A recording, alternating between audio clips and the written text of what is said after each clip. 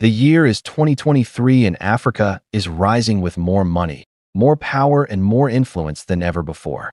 And in this video, I will attempt to answer one of the most compelling questions that many people have been asking lately. Can Europe compete in Africa's new great game? Hello, and welcome back to my channel. It's me, and this is the place where geopolitics and the global economy meet. Before we begin, if you haven't already, please consider subscribing for more updates. So, Europe, like everyone else, has been shocked by the recent developments in Gabon, particularly the coup d'état that ousted President Ali Bongo, who had ruled the country with an iron fist for over a decade. This event was significant not only because it marked the 8th coup in the region in the last 3 years, but also because it happened just weeks after another shocking political upheaval in Niger. These coups, along with other popular uprisings across the continent, have raised a critical question about the future of democracy in Africa, and whether Europe can still call itself the world leader in promoting democracy and human rights around the world. In fact, the recent developments in Gabon were so unexpected that they even caught Russia off guard, which was hoping to benefit from the existing tensions between Gabon and France, which are both former colonial powers. So what exactly is happening in Africa, and how will it impact the rest of the world? Well, to understand what's happening in Africa, we first need to go back in time and see how European powers colonized the continent in the late 19th century. The scramble for Africa saw European powers divide the continent among themselves without regard for ethnic, linguistic, or cultural boundaries, which created long-lasting tensions and rivalries that continue to shape the continent today. When these European powers left, they left behind weak states that were unable to effectively govern their people, which led to decades of instability, corruption, and underdevelopment in many African countries. This legacy of colonialism continues to have a profound impact on the continent, which is why many Africans are now demanding a new approach to governance and development that takes into account their unique challenges and priorities. This is where China comes in. China has been investing heavily in Africa in recent years, providing much-needed infrastructure and development assistance that has helped to improve the lives of millions of Africans. In addition, China has been promoting a new vision for the continent, one that emphasizes cooperation, mutual respect, and shared prosperity. This vision has been articulated by Chinese President Xi Jinping on several occasions, including during his visit to Ghana in 2018 when he pledged $60 billion in support for African development projects. This investment has made China the largest trading partner of Africa, surpassing even the United States and Europe combined. And in 2021, trade between China and Africa reached $254 billion, up from just $29 billion in 2000. However, while China has made some significant contributions to Africa, there are concerns that its activities on the continent are driven primarily by self-interest, and that it is taking advantage of weak governance and corruption to secure access to natural resources and markets. Furthermore, China's growing influence in Africa has raised concerns about the future of democracy and human rights on the continent. Critics argue that China is actively supporting authoritarian leaders and military regimes that violate the basic rights of their citizens in exchange for access to their resources. This is evident in countries like Egypt, Angola, the Republic of the Congo, the Central African Republic, and the Sudan, where Chinese companies have been accused of complicit in human rights abuses and environmental degradation. Now, in the midst of this debate, events in Gabon have thrown the future of the country and the entire continent into uncertainty. As France grapples with how to respond to this latest coup, it is clear that the country's future will have ripple effects throughout the region and beyond. Now, the situation in Gabon is complex, and it is important to understand the historical context of the country to fully grasp the implications of this latest coup. Gabon has a long history of political instability and economic inequality, which has contributed to widespread dissatisfaction with the government.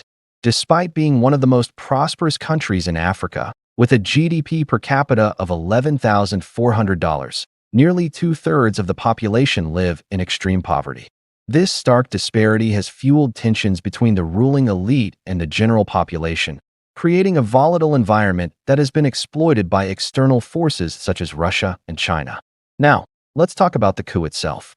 On August, a group of senior military officers announced that they had seized power in a bloodless coup, citing widespread discontent with President Ali Bongo's regime as the reason for their actions. The coup leaders accused Bongos of mismanaging the country's economy, rigging elections, and suppressing civil liberties. While the international community has largely condemned the coup, there is significant public support for the military intervention, which highlights the deep-rooted frustrations with Bongos and his party, the PDG. But here's where things get really interesting. After the coup, the streets of Libreville, the capital city, were filled with people celebrating the removal of Bongos, many of whom had long called for democratic reforms and an end to his family's iron-fisted rule. The situation in Gabon is part of a broader trend across the region, with similar uprisings occurring in countries like Niger, Mali, and Burkina Faso. These coups are not simply about changing leadership. They represent a growing desire among African populations for greater political participation, good governance, and economic opportunity. So what does this mean for Europe? Well, the events in Gabon and elsewhere in Africa raise important questions for Europe and its role in promoting democracy and human rights around the world. For years, Europe has prided itself on being a champion of democracy and good governance. However, the recent coups and political turmoil in Africa suggest that the continent may be losing its moral authority on these issues. Let's take France, for example, which has a long history of involvement in African affairs as a former colonial power. But many argue that France's policies in Africa have been self-serving and have perpetuated corruption and instability rather than promoting democracy and human rights. The situation in Gabon is a case in point, as France's close ties to the Bongo regime have been well documented. In fact, France has been accused of turning a blind eye to human rights abuses in Gabon in exchange for access to the country's vast oil reserves, which have made it one of the richest countries in Africa. Now, this is not to say that France is alone in this regard. Many European countries have been complicit in supporting authoritarian regimes in Africa in exchange for access to resources or strategic interests. This has created a sense of disillusionment among African populations who see Europe as hypocritical and self-serving. And this disillusionment has been exploited by external actors like Russia and China, who are actively courting African countries by offering them alternative models of governance and development that do not require the same level of transparency and accountability. And this brings us back to the original question. Can Europe compete in Africa's new great game? To compete effectively, Europe needs to do more than simply condemn coups and human rights abuses. It must offer a genuine alternative to African populations that is based on mutual respect, shared prosperity, and genuine commitment to democracy and human rights.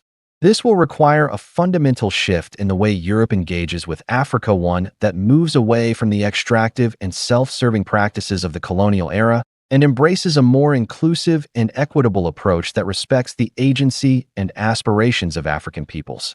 One promising development in this regard is the growing number of pro-democracy movements across Africa, which represent a new generation of African leaders who are demanding change and holding their governments accountable.